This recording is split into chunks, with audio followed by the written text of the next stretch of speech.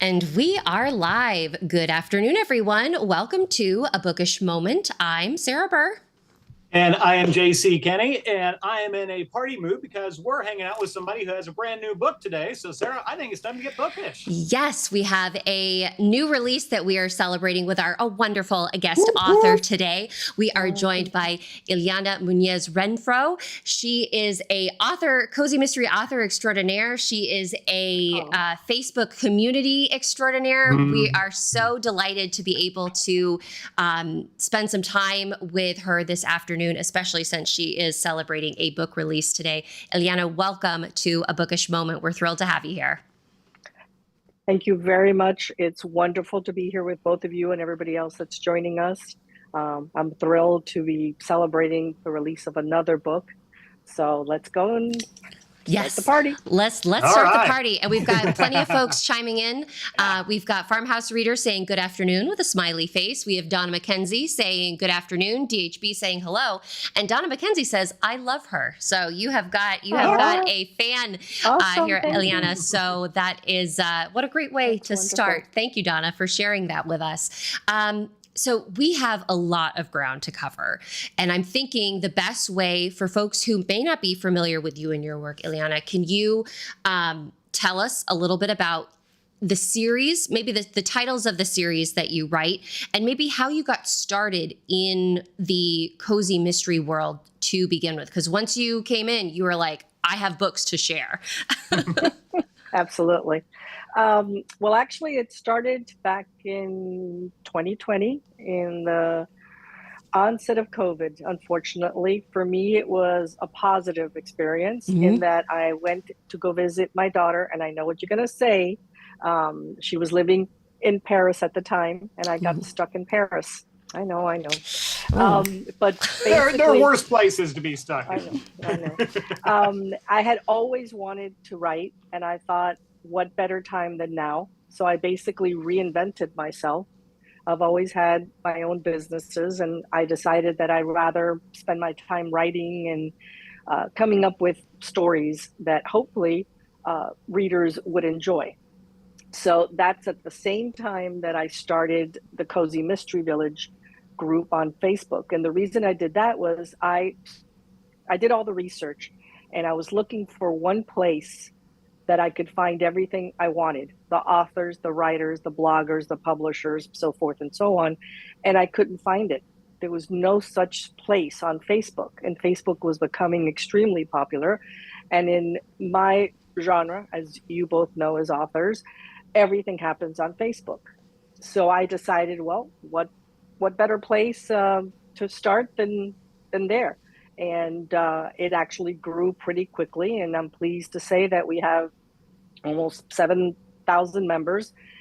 And we have a combination of all of that: publishers, editors, writers, bloggers, you name it, we have it. Yeah. And obviously we have all the readers. So I've always enjoyed paranormal cozies. My favorite author was Agatha Christie. I liked the whodunits, trying to figure out who actually is the killer. So my very, very first book that I was writing while in Paris, A Fashionable Fate, the name of the series is Rosa, the Cuban Psychic. So as you can tell from the title, she's psychic. She can see ghosts, and she's got a spirit guide, Raul, who's a bit flamboyant and quirky and funny and a prankster. Yes. And then from there, her grandmother, Abuela, actually, because I was born in Cuba. So I speak mostly in Spanish, and then I think of it in English. So sometimes when I say things, it doesn't come out exactly the way it's supposed to. So I apologize. Oh, no. But, no need to apologize. So don't apologize for being yourself. Yeah. No. So her abuela, she was, or is, I should say, a tarot card reader. and I thought that she needed to have her own voice. So I started her series, A Tarot and Vintage Caravan. And the reason that it's a vintage caravan is because she lives on the island with Rosa, but she decides that she needs a year sabbatical from her, her restaurant and all the crazy Cubans. So she goes and she buys a vintage caravan. Unbeknownst to her, it has a resident ghost, Matilda. So they go off into the woods of Vermont, New England, and her stories are all about her reading her tarot cards and obviously solving stories. I have another series, The Wisterious Bay, and that's a witch. She is a fumbling witch who inherits her late father's estate and moves into Wisterious Bay and opens up a shop of mystical items. And again, she doesn't really talk to ghosts, but what happens with her is she didn't know that the house that she inherited from her father, every night at midnight, she has a humorous, quote unquote, skeleton that comes to life. Ooh. And a banished reaper who's also very comical. They come to life at midnight until 12 o'clock, and that's when they solve a lot of their mysteries. Oh. So there's a little twist to the stories there. I also have a Holiday Corner series that I co-wrote alongside with Sharon Michaels and Donna McNichol. We each wrote one book, and it's nine books in that series. So I have several other series. I just started the Dr. Isabella Cruz. She's an explorer. I have that one, and that one is really close to my heart. Dr. Philip Diaz, who is a main historian in the story. That story came about. I was doing a author takeover at another group on Facebook, and I put out the question, who would like to name a character for my new book? And this woman named her son, who had passed away, who was a teenager, unexpectedly. And that's his name. His name is Philip Diaz. And it touched my heart so much that I decided to make him an older guy, but I decided that he would be a very prominent part in that series. So the first book that came out is called The Hidden Tomb, and again, he's in that story, and he'll be in all the stories that I write in that series. There's another one, Candido Brudrinkle, and he is a cantankerous, grumpy old man with a talking sphinx cat, and he loves to solve puzzles and mysteries. Let's see what else. I have a hard time keeping track. I can't imagine. I mean, how did you write all of these since 2020? That's what I'm trying, because that is only 5 years ago, if barely 5 years ago. Yes. Like how, and really quickly, Ileana, we have some more folks chiming in chat. We've got Mizian saying, hello, everyone. We have TIBLC. Nope, I can't write. I can't read. TIBLNC. There we go. Saying hi. And then Regina saying hello, everyone. And then a quick shout out to JC. Regina just finished reading Panic in the Panhandle and loved it so much. I gave you extra points for the murder, which was very James Bond villain. That's awesome. Nice. Regina, join the club. I love Panic in the Panhandle. That's very kind of you. So, yes, I mean, 2020, I'm trying to literally think. Do you write like a book a day? It just is like, how are all of these characters getting, like, kind of elbowing their way to the forefront of your mind? And how do you decide this is the person that I'm going to write about? Because you have got so many amazing characters, and some of them have even like branched off into their own series, like Rosa's grandmother. She, right. She has her own show now. How do you choose? How do you choose who to work on? Honestly, and this may sound a little kooky, they actually start, like, I can hear them yelling at me, hello, hello, hello. It's kind of like that kind of thing. And they they basically will nag me. Like all I think about is them and that story and how I put them in. So that happens to you too. Thank you. Oh yeah. Okay, Yeah. so I'm not the Yeah. only one. But that's what ends up happening. And I'm lucky enough that one of the things that I use Scrivener. It's a software to write my stories.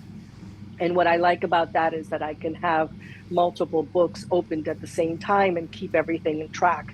I always create my cast of characters and I go back to all of the books and what names I've used so that I never duplicate at least an important character. And I call it like the Bible. And in that Bible, I'll have the settings and I'll have the plots and I'll have all of the name of the characters and what I would like them to do. One thing that for me makes it a little harder is that I'm not a plotter. So I don't actually outline my stories. Oh, wow. But I have to say that I'm kind of cheating a little bit now with the GPT, because what I do is I ask it to help me based on what I want to write to create an outline. And if you've ever used it, it'll just give you a sentence or two. It doesn't write out, the whole book. I mean, I'm assuming if you want to, you probably could, but I would never do that. But it's helping me with the outline to make the stories flow. Because that's one of the things that I had always had a little bit of a hard time with. Since I'm a pantster, I just kind of like write, and I write, and I write, and I write. But I do it every day. So I guess that's why I have so many books. That is a good problem to have. Like, wow. And I'm almost done with book 2 of the Isabella Cruz series. And that's the one that just came out. And it's like a archaeologist. Like the first one takes place in Egypt, right? Correct. Nice. Correct. Yeah. And the second one is going to be in the Smithsonian in Washington. Ooh, I love it. Yeah. So I've got to ask, tell us about the brand new book, baby, the one that came out today. I don't think you've mentioned that one I know. I was waiting. I know. Kind of building up the suspense, folks. Now you get the skinning. The island. So the setting for this book is called Serenity Island, and I kind of based it a little bit on Block Island. I don't know if either of you you've heard of Block Island. Okay, that's where my granddaughter had her christening, and where my son and his wife got married, and now I'm going back there again for the second grandbaby for her christening. So the island itself was very conducive to what I came up with in this particular idea of the new series, except for the fact that it has a castle. And obviously, if you've been to Block Island, you know there's no castle there. There's big homes, but no castle. So again, with the paranormal, I wanted to do something that was very similar to what you would see in a cozy paranormal.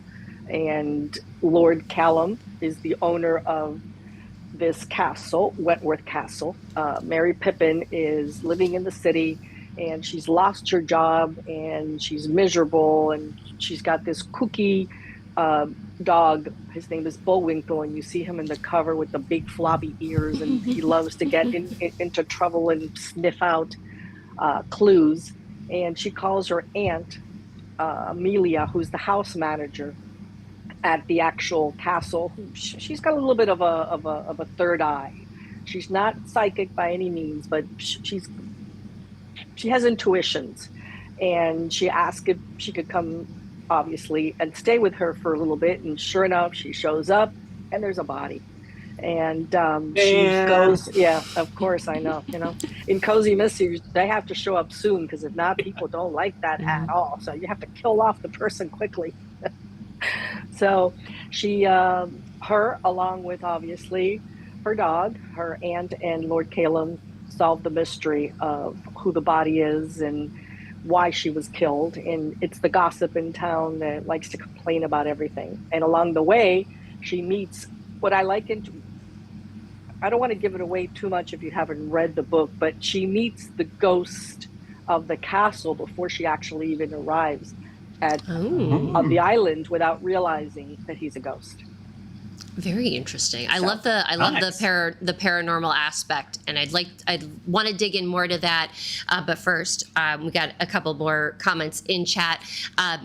We have Mizan chiming in about how much she loved Panic in the Panhandle, JC. Can't wait to read the second one.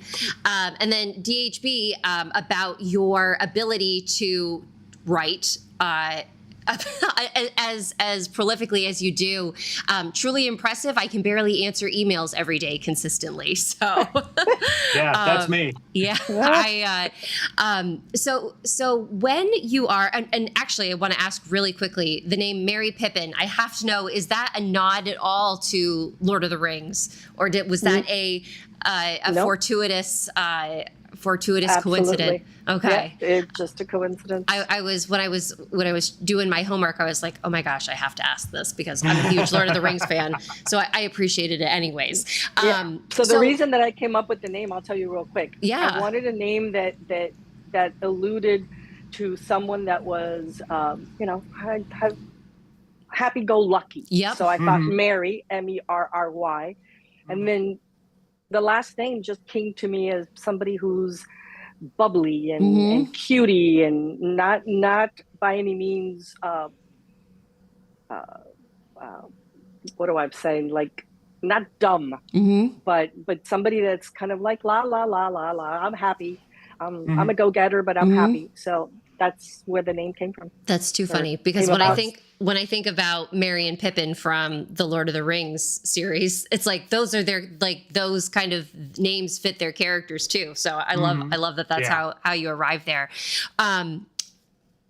Paranormal. What makes you, what is it about the paranormal that you're like, I want to explore it more. I want to create my own rules for the paranormal, because in the cozy mystery genre, we've got a lot of different subgenres. We've got culinary cozies, we've got bookshop cozies, we've got hobby cozies, all of these ones. What was it about the paranormal that's like, that's where I want to find my characters? I think it's because I was raised in that environment. Being Cuban in the culture, we believe a lot in mediums and reading of the tarot cards and in the spirit world. And I just felt very comfortable. And again, it spoke to me. So when I started to write the very first book, I knew she had to be psychic. She's a little bit more than that. She's also a mind reader, which is not, obviously, nobody can do that. But I wanted to bring that element of the paranormal where that possibility was there to be able to speak with the ghosts and see them and help them move on to the next life and all of that. So, and it was just something I realized that as I write my stories, if it doesn't have a paranormal aspect to it, I feel like there's a void. It's missing something. So nice. So, Ileana, I want to ask something here real quick, because, you have this fabulous background behind you with all of your books. And, I love the covers. I'd like to know, do you do the covers yourself, or do you hire somebody, because you are a self-published author, as I understand, correct? Correct. Okay. So the very first series, I did hire somebody, Molly Burton, which I'm sure you all know. Oh, yep. She's fantastic. After that, I did all of my covers except for the Holiday Corner series, which was done by Sharon Michaels. But I do all my covers. So even the one that was released today, I did it. I put all the aspects all together, to make them. Well, I just want to salute you. And I just want to mention, folks. So Ileana, she's writing these books. She's creating the covers. She's promoting them. I hope, if nothing else, folks, I hope you're having a good time with the conversation. But I think this is a timely reminder that, hey, if you want to do it, go for it. Absolutely. Don't find reasons not to give it a try, because Ileana, you're a perfect example of somebody who's like, say, no, I'm going to do it. And by golly, you have. Thank you. Absolutely. Anybody can do it. Even if you think that you're not actually talented, there's so many wonderful editors out there that can help you bring your story to life. And then obviously the formatting and the book covers and all of that stuff comes along with it. But even if you don't think that you're a great writer, if you've got a story to tell, go out there and do it. Mm-hmm. I could not agree more. And even it may sound intimidating for our audience members where you are creating your own covers, Ileana, but the people don't have to do that. They can, reach out within that community. There are plenty of people there that are ready and waiting to lift folks up. So again, if you have a story to tell, get it down on paper, and then the rest is. I think that's the hardest part, is getting the story down on paper, Absolutely. and maybe promoting it. It is hard to market a book. Writing that first line. That first line, that hook, is always the most difficult, at least for me, and I think for most writers. It is really tricky to figure out where you need to start things. I want to make sure we say hi. We've got David Plank joining the conversation. Good afternoon, David. Thank you for being here. Hey, David. And Mizan. Mizan was having some technical difficulties. So yes, Mizan, you'll have to go back and listen to our conversation, because we're having fun talking about the paranormal. I would love to know about, since you do design a lot of your own covers, at what point in the process do you do that? Is it something that you start at the beginning, that you're like, so you have like a framework of which, like, this is the story that I'm looking to capture? Is it something you do to cap off a project where you're like, I finished it and now I see the whole picture and here's the cover? Or is it something that, like, you kind of along the way, you're like, I think I need to sit down and figure out a way to visualize this book so that I can get myself across the finish line? Never that one. Usually what happens is I come up with the ending first. And with that automatically comes the cover. So I knew that, for example, the one that was released today, I knew that I wanted it to have a castle. I knew that I wanted it to have the quirky characters. So based on that, in this particular one, I designed the cover first, came up with the name first, and then came up with the characters and their names and their personalities and the storyline. Oh, wow. So sometimes I do the covers first. Nice. It's a nice roadmap. I will freely admit that there are some times where that process works for me. There are times where it's like, nope, I need to get to the end before I figure out what's going on. And then most recently, like, I had to design a cover so that I forced myself to keep going through, because it's like, I have this book, but I'm having a hard time getting to the end. So I'm hoping by having the cover that it can help me, visualize that ending. I think it will. And kind of switching topics a little bit here, because our time is flying by, as it always does here at these moments that we have together.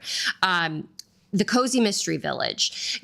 When you first started, we're looking for a space where you could bring together all of these different voices, all of these different resources. Exactly. What were some of the, I guess, maybe some of the challenges that you faced, and maybe like any advice that you have for folks out there that are looking to start a community of their own? Because there are so many great groups out there. But if there's nothing stopping folks from I want to, create a group that focuses on cozy mysteries that take place in the state of Wyoming, and that's it, and things like that. I did a lot of the legwork in terms of the research first as to what I wanted, as you mentioned, correct? So based on that, after the group was created, then I personally, this was very time consuming, but again, when I was in Paris for all the months that I was there, you were only allowed to go outside for an hour a day. So I was indoors almost all the time. And I had plenty of time to do all of that. And I worked almost 24/7 on the group until I got it where I was comfortable that it was slowly growing. But I wrote a script and I reached out. I started with the authors first, and I reached out to the authors that I kind of knew from Facebook. All of this was through Messenger. And I basically invited them. I told them the basis of what I was looking to accomplish with the group. And I get a little plug that, well, we now have 100 plus authors, which we did at that time. At first it was, we have a few, and then we have 50, and then we, that kind of thing. And it just started growing from there. Then I went to the formatters, then I went to the publishers. Then I, each of the categories or the groups that would encompass a one-stop shop, I reached out to them individually. Even now, every once in a while, I'll send somebody an actual script that says, I would love you to join Cozy Village, if they're not a friend of mine on Facebook. But that's what I did. I reached out to individual people, one by one kind of thing. A lot of it was copy and pasted, but that's what I did to be able to start growing the group. And then once I had, I think it was if I'm not mistaken, I think when I had 500, I did this big blowout, and then 1,000, another one again. I reached out to a lot of these authors and said, are you willing to give a book, one of your books away for free? And we had a big event, and then that's what we've done after that. And now we just have the author takeovers every month, the last Friday of the month, unless it falls on a holiday. We have one that's coming up this Friday.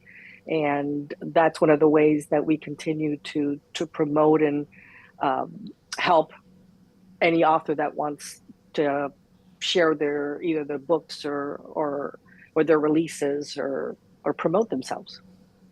That's amazing. Well, I just want to say thank you so much for all you have done for the Cozy community. Not just, you contribute with great stories, you contribute with creating this wonderful resource and home for cozy mystery folks. And I, for one, and I think Sarah would agree, we're really grateful for that. And we're so glad we got to have you on the show to chat and tell you that in person. Thank you. And I really just to show how you've grown this group into something that's even more how just big it's become. I remember when I signed on with my first literary agent, and we had a Facebook group for our literary agency. And one of the places that we were recommended, new folks were recommended to go to begin building a community, to begin networking, was your Facebook group. Wow. So all our agent was directing us to your group, and the authors, the kind of veteran authors in the group were like, yes, this is a great place to be. The author takeovers are really, really great. So it's it's grown. It's wild to see that. That's great. Amazing, all of the effort and love that you put into it, how it's paying off for all of us, and we're all benefit from it. So yes, thank you. It's good. I'm so glad to hear that. Wow, that's humbling. Thank you. And well, you're very welcome, and thank you. And real quickly, for folks who may not be familiar with what an author takeover is, because I feel like that's kind of a term that's just kind of organically grown in our community on Facebook. I think so. If you can kind of illuminate our wonderful YouTube audience what author takeovers are, that'd be wonderful. Absolutely. It's exactly what the name says, author takeover. And we take over the group for an hour, 2 hours, 3 hours, depending on the group and how much time is available. And during that time, we usually will have between 10 and 12 posts. And in those posts, we would do the standards. In the first one, you introduce yourself, then you introduce your book, and then you play games. You always have to have at least one thing that you give away for free, whether it's an ebook or swags, or swags can be, for example, bookmarks or mugs or anything like that, a hat, a bag, paperbacks, hardcovers, and so forth. Within that allotted time, you're allowed to promote yourself, promote your book or books, characters, and may have a spot there, one of the posts where your readers can follow you or join your newsletter. The idea is that this is your one-on-one with the audience of that particular group. So it's called Author Takeover because we take over. It's such a great way to connect with people and to meet new yeah. folks through an experience that is it's easy and accessible for a lot of people, and just being able to get some FaceTime or post time with with new readers is always a blessing for us authors. Ileana, this time flew by. We are already at the end of our moment together. Okay. Please share with our audience members where they can find you, stay connected. Again, Cozy Mystery Village on Facebook, folks. That's definitely, if you're not already a member, definitely head there and follow and sign up for the group. But your socials, website, newsletter, anything that you want to share with folks, feel free to. My website is I for Ileana, M for Muñoz, and then Renfroe. So IamRenfroe.com. There you'll have the ability to sign up for a newsletter, see a lot of what's going on. I also have in Facebook my own private group. It's called Renfroe's Reading Room. You can find that in there. Then on my social media, I'm on Instagram, and I am Renfroe, or at I am Renfroe. And those are the places that I'm at right now. Perfect. And it's a lot, trust me. It's not, I mean, keeping track so many of these places. Trying to figure out where we are half the time is half the battle. Yes. And just to let folks know, I believe your books are available on Kindle Unlimited. Yes? Correct. Perfect. So if you have a Kindle Unlimited subscription, you can read all of Ileana's books for free. And as far as I know, I think I have now all of my books in hardcover too. Oh, I've got everything in paperback. I have most of them in audio, and then I've got I've been doing the hardcover because I know some people still like that hard book. So excellent. Cool. Well, there is a book for every reader in your backlist. We've got historians, cipher decoders, we've got psychics, we've got fashionistas, we've got senior sleuths, we've got young sleuths. We have the culinary. Culinary. Yes. Wow. And I'm sure by the next time you come visit us, you'll have many more to share with us. But again, thank you so much for spending time with us here this afternoon. It was wonderful to chat with you in person, face to face at least, and hear about everything you have going on in your world. For our wonderful audience members, thank you for being here with us live. For folks that are watching after the fact, if you have any questions or comments, feel free to post them on the video. We always love hearing from you. JC and I are going to be at Malice Domestic this weekend doing our live show with an incredible panel of guests. We've got Katrina McPherson, we've got Susan Elia McNeil, and we've got Elaine Viets joining us. So a real all-star lineup. And we're going to be on panels ourselves. Ileana, are you at? I'm not going this year. I'm not at Malice. All right. Well, hopefully next year.